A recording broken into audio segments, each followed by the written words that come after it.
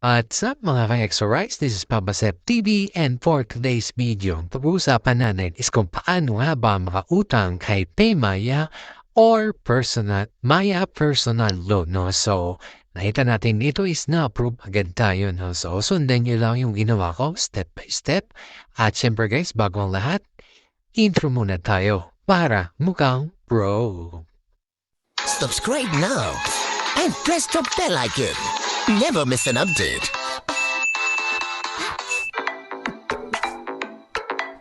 Ayan nga guys, nagulat ako dito kay PAYMAYA, no? So, dito sa personal loan, no? Kasi nawindang talaga ako sobra. Kasi, ruin mo yun. Parang nag-try lang ako na mag-loan sa kanya sa personal loan kay Maya is bigla niya na in-approve, no? So, dati kasi guys, hindi nag-try din ako. Hindi niya talaga na-approve, no? So, lagi na lang, more transaction pa daw bago ma-approve. So, ngayon nag-try ulit ako. Lang naman ako, trial and error lang naman ako. Bigla niyang in-approve, no? So, guys, sundan niyo ko sa doon natin kay personal loan Maya app. So, andito nga tayo sa dashboard ni PAYMAYA, no? At hanapin lang natin dyan yung loan sa taas. Click lang natin yung loan katabi ng credit guys sa card. No? So, click natin yung loan. At sabi nga dito is borrow up to 250,000, no? So, yun nga yung accidentally guys, no? So, nagka-trial lang naman ako dito, no? So, click yung apply now, no? So, sundan nyo guys, click apply now. At sabi dito is get up to 250,000 in instant, no? So, instant daw guys, no? So, sinubukan ko naman, clinic ko naman, sumunod naman ako, no? So, clinic ko lang yung continue. After nyan, may ipapabasa sa inyo yung data privacy, no? Pero hindi ko na yan binasa, no? So, kinontinue ko na lang yan. Click continue lang. Sabi nga dito guys, is calculate how much you pay per month, no? So, nakalagay dito is 15, tapos 6 months. Pero ang ginawa ko dyan guys, ginawa kong 100,000. Tapos, ginawa kong 24 months, no? Yan guys, so nakikita nyo. So, ang babayaran ng monthly is 4,900 plus, no? So, clinic continue ko lang yan, no? So, after nga yan is, dito na tayo. Sabi dito is how much is your take-home pay, no? So, nilagay ko dyan.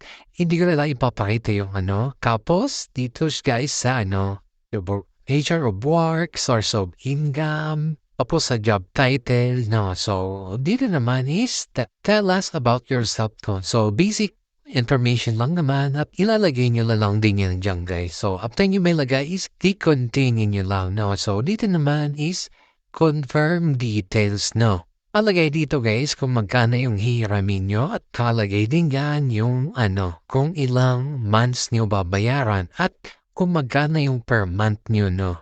At kapag okay na yung details nyo guys is click submit nyo lang. Dito nga guys, medyo kinabahan ako dito. Sabi dito is your personal loan is good to go, no? So, okay na daw yung loan natin. Pero hindi pa naman. So, nakikita nyo dito guys is amount dito is 78,600 plus, no? So, yun yung approved na loan natin kay personal loan kay PAYMAYA, no? At after nga accept lang natin siya at hihingi si PAYMAYA ng OTP PIN. At after nga humingi ng OTP PIN ni PAYMAYA guys, is dito na ako nawindang guys kung ano yung susunod dito. After nyo ma-OTP is click next nyo lang. At dito na nga guys, no? So, disbursement successful, no? So, nakadirekta na to sa PAYMAYA wallet natin or sa Maya wallet natin, no? So, bigla na lang siyang na-approve, no? So, di ko naman talaga gusto to. Kaso, tinsubukan ko lang naman. Baka i-approve or hindi i-approve, no? So, biglang in-approve ni Maya, no? So, loko-lokohan lang naman yung information na nilagay ko doon, no? So, yung company ko nga, Dansepcon Vlog, no? So, meron bang ganun na company? Di ba wala naman? Natin tong go to wallet guys, no? So boom, ito na guys yung natin pera at na-directa na tayo PAYMAYA, no? So Maya wallet natin, no? So yun na guys, at sana ma-approve din kayo. Sana hindi masyadong seryoso yung mga information na inilagay nyo sana ma-approve kayo is I know line ang hulugan ko every month, 4.9, no? So, yun lang guys, no? So, sana nag-stay, no? Ano na to, vlog natin, no? So, kung di pa kayo na-subscribe, mag-subscribe na kayo. And don't forget to like, share, and subscribe na din. Thank you and God bless.